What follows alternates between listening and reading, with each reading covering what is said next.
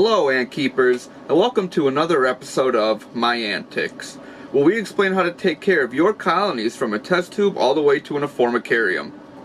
Today we're going to be talking about changing your colony's test tube, exactly when it should be changed, and a couple easy to follow methods to make sure you don't run into any problems during the process. Let's get started. Let's start off by looking at some test tubes that needed to be changed at the time of them holding queens.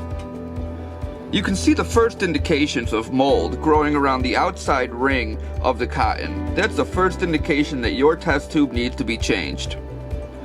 Moving along the line from bad to worse, you can see that the mold and bacteria start to spread over the cotton, eventually reaching the water, and you'll notice that the water starts to turn a purple, green, or orange color, indicating that the water is getting dirty with mold. Continuing down the line, you can see from bad to worse, this cotton here was completely consumed by a dark fungus, and that's no good for your ants. Knowing the signs of mold and bacteria buildup is key to understand exactly when you should switch your colony's test tube. An unchecked test tube could lead to dangerous amounts of fungus, which could also kill your queen in the long run. Now let's get into exactly what methods you should use to switch your colony's test tubes. For our first method, you are going to need a new second test tube setup, some tape, a dark cloth or bag, and of course your colony. From here, you take the cotton out of your old test tube. You connect both test tubes together to make sure that she can access it easily. Next, you need a little piece of tape to hold them together. After which, it should look something like this. From here, you take your dark cloth or bag and you put it over the new test tube setup.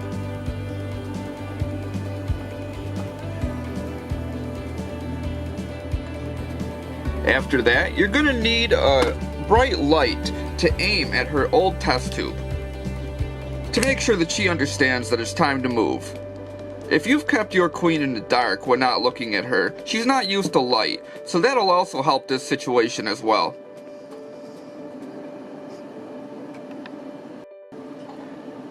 After a day or two, you will notice that the queen and her eggs, or if she has workers, have moved from the old test tube into the new one.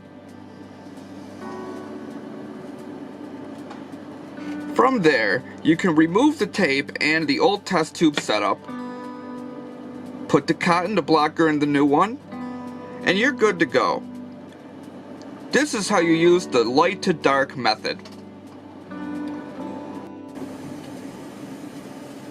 Method number 2 is a bit more difficult and hands-on, and I do not recommend this to any inexperienced ant keepers. You're going to need some cotton, an extra test tube, your colony with its test tube, a small container, and a paintbrush. You want to start out by getting the queen into the small container, while you work around with her brood. I find that a skinny object like a paintbrush works best.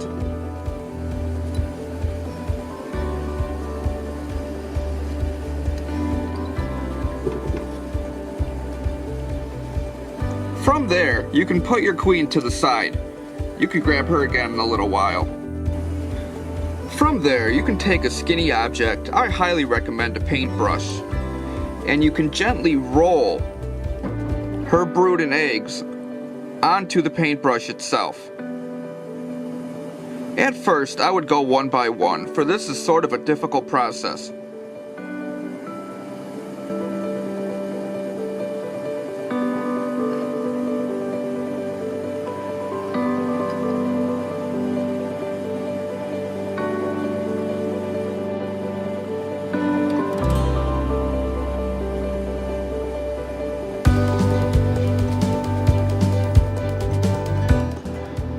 You want to be really careful that you don't damage the brood in the process.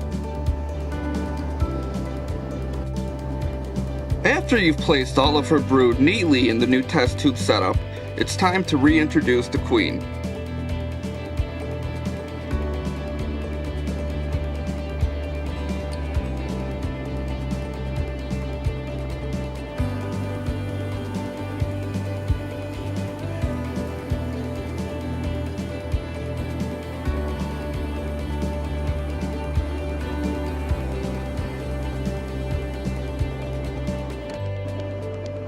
I want to stress again how difficult method 2 is to accomplish, and an inexperienced ant keeper should not try this unless they have more practice and more time with their ant colonies.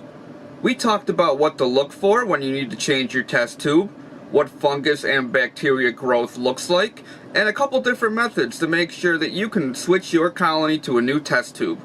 That wraps it up for today's video. I hope y'all enjoyed. Happy ant keeping. Baby.